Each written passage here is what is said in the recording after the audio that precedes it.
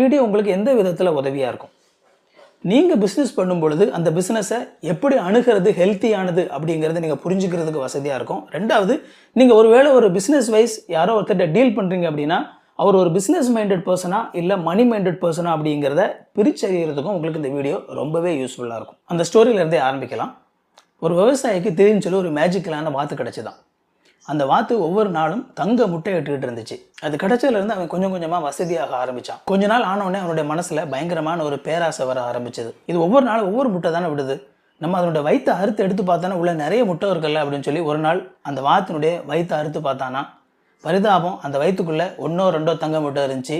அவ்வளோதான், அதோட முடிஞ்சு போச்சு. அந்த வாத்தும் செத்து போச்சு. அவனுக்கு அதுலேருந்து தங்க முட்டை கிடைக்கிறது நின்று போச்சு. ஒரு பிஸ்னஸ் மைண்ட் செட் அப்படிங்கிறது பொதுவாக ஒருத்தர் ஒரு கம்பெனி ஆரம்பிக்கணும்னு ஆசைப்படுறாங்க அப்படின்னா அவங்க ஒரு இண்டஸ்ட்ரி பற்றி அவங்க ஒரு பேஷனேட்டாக இருப்பாங்க, அல்லது ஒரு ப்ராடக்ட் பற்றி அவங்க ஒரு பேஷனேட்டாக இருப்பாங்க. அவங்களால ஒரு சக்ஸஸ்ஃபுல்லான ஒரு கம்பெனியும் ஒரு சக்ஸஸ்ஃபுல்லான ஒரு ப்ராடக்ட்டையும் பில்ட் பண்ண முடியும்.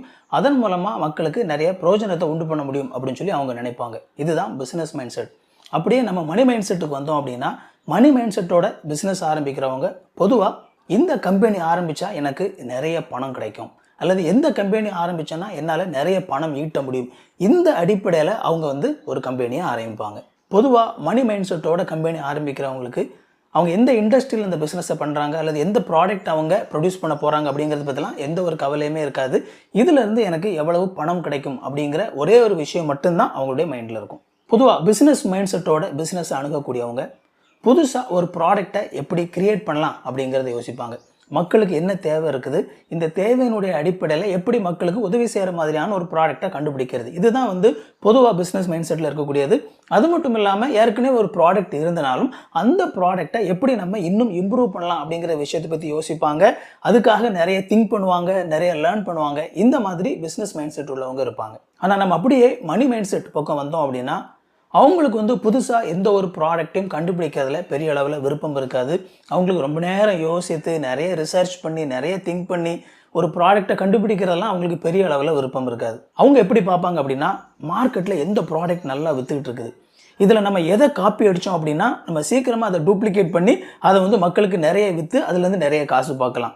இந்த அடிப்படையில் தான் பொதுவாக மணி மைண்ட் செட்டில் பிஸ்னஸ் பண்ணுறவங்க இருப்பாங்க. பிஸ்னஸ் மைண்ட் செட்டில் இருக்கக்கூடிய பீப்புளுக்கு பொதுவாக அவங்களுடைய பிஸ்னஸ் பற்றி ஒரு லாங் டேர்ம் அண்டர்ஸ்டாண்டிங் இருக்கும். அது மட்டும் இல்லாமல் தங்களுடைய பிஸ்னஸை ரொம்ப நாளைக்கு எப்படி எடுத்துகிட்டு போகிறது அப்படிங்கிறத பற்றி யோசிப்பாங்க.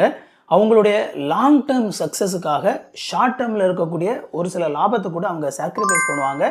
ரொம்ப முக்கியமாக அந்த கம்பெனி லாங் டேர்ம் இருக்கணும் அப்படிங்கிறதுக்காக அந்த ஃபவுண்டேஷனை ரொம்ப ஸ்ட்ராங்காக போடணும் அப்படின்னு சொல்லி ஆசைப்படுவாங்க. அதுக்காக ஒரு சில சாக்ரிஃபைஸ் பண்ணாலும் அதுக்கு வருத்தப்பட மாட்டாங்க. ஆனால் நம்ம அப்படியே மணி மைண்டட் பக்கம் வந்தோம் அப்படின்னா அவங்க எப்போவுமே ஷார்ட் டேர்மை தான் பார்ப்பாங்க, லாங் டேர்மை பார்க்க மாட்டாங்க.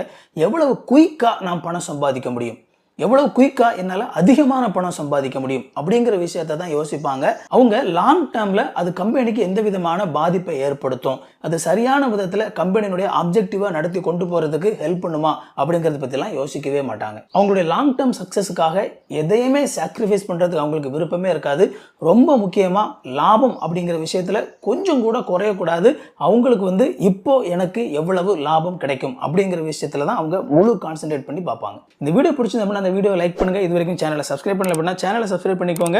உங்களுக்கு நோட்டிஃபிகேஷன் வேணும்னு நினைச்சீங்க அப்படின்னா பெல் பட்டனை கிளிக் பண்ணிக்கோங்க. இன்னொரு சூப்பரான வீடியோவில் சந்திப்போம் friends. Thank you. God bless you.